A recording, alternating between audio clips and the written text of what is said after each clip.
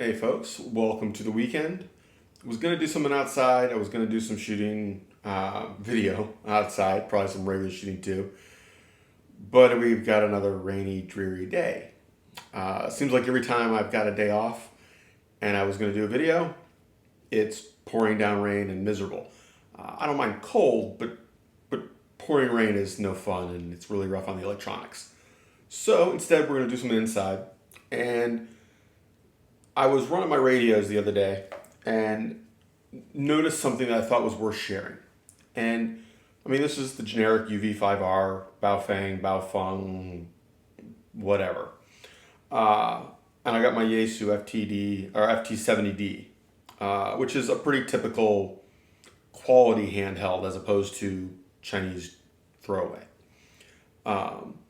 Most quality handhelds are going to operate similarly to this. The controls might be different, the exact features might be different, but for what we're talking about, it's the same.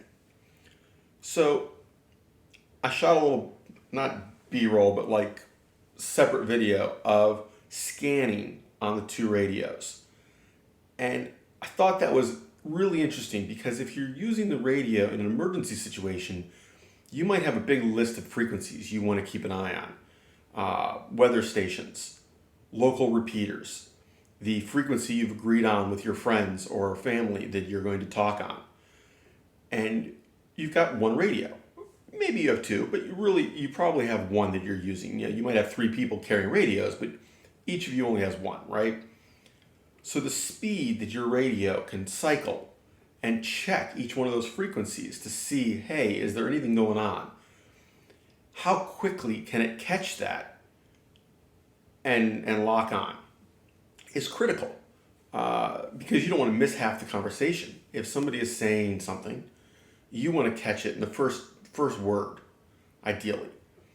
Now, regardless of which system you use, or even my mobile mount that I have on my desk, I've got an iCom meant for a car, but it works fine on my desk. That one scans very quickly. You get a high-end base station unit. They scan really quickly. You get a commercial-grade scanner very fast, right? But that's not the one you're carrying. And even on those, this applies. They're just so fast it almost doesn't matter. So the key is shrink your list. I've got, and I might show it briefly on here when I do the video. On this one, I have like 5 of the local weather stations. They're like a repeater system for weather only. And they're constantly going. Like they shut up very briefly. And each one is for a different area. But they really don't stop. So if you have your system set to cycle through, every time it gets to the weather channels, it pauses. When it pauses, it's not scanning. It's not checking those other frequencies. Some radios can let you set a scan list or a scan memory where, yeah, I've got God knows how many presets in here. I only want to scan this. Don't go further than that. Don't do any more of them. Or you can limit it and you can have a radio that you say, you know what? I don't need all those other channels. I need the one local station for weather. I need these 2 repeaters, and here's my local, I'm talking to my friends channel. That helps because it lets this go through that much faster. You might miss half a word. You might miss a word. This after miles an hour. A cold front moves across New England and moves upward. 57 at Meriden and 59 at New Haven. It broadens. Chance of rain 90%. Tonight, showers. Saturday. And you saw in the little video, you can watch it cycle each channel, one after another. There's a noticeable delay. On this one, you couldn't even read it. It just flies across, right? If you've got a long list, this is still going to miss things. It's still going to miss words. If somebody keys up and says, CQ, and lets off, you might it might lock onto that station and then switch off and keep going on the scan because there was nothing there. Now, what else is important for scanning? Well, both of these can do this. Most better radios can do it. You can set how long it listens. Once it says, oh, there's something here, there's a noise on this station that I want to listen to. How long does it stay before it keeps going in the scan without you interfering and saying, hey, stay on that frequency? Now, in most of these, you can set that. You've got to decide between getting back to your scan quickly or waiting because maybe you missed the call, but you'll get the response. And you got to pick. And in my case, I go very fast. I set it for most of mine at a second, maybe 2 seconds. If I think I want to listen, I reach over and go click, and it stays on that frequency. And that works out for me because usually I'm not scanning on a Baofeng. I'm scanning on this, or I'm scanning on my desktop unit.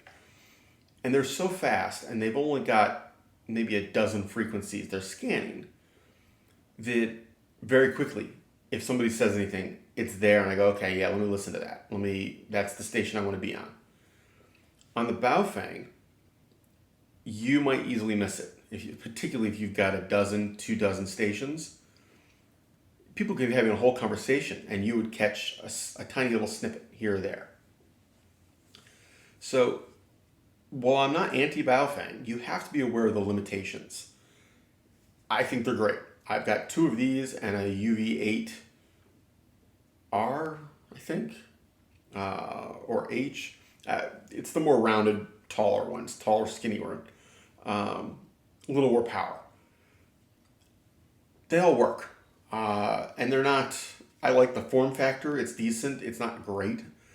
But since you can buy one with all the accessories for $50, or go on Woot and get 3 of them for $40, just the radio, it's hard to beat, right? Now, for the money, I think these are well made.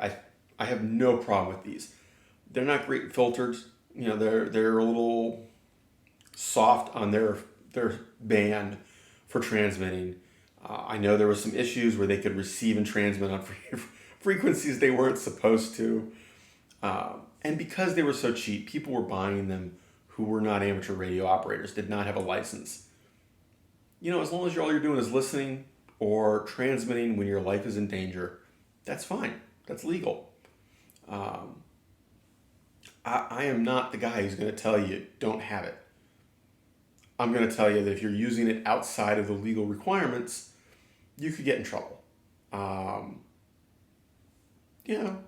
Getting a tech license, a couple hours of effort, max. You can go study for that class or that test, couple hours.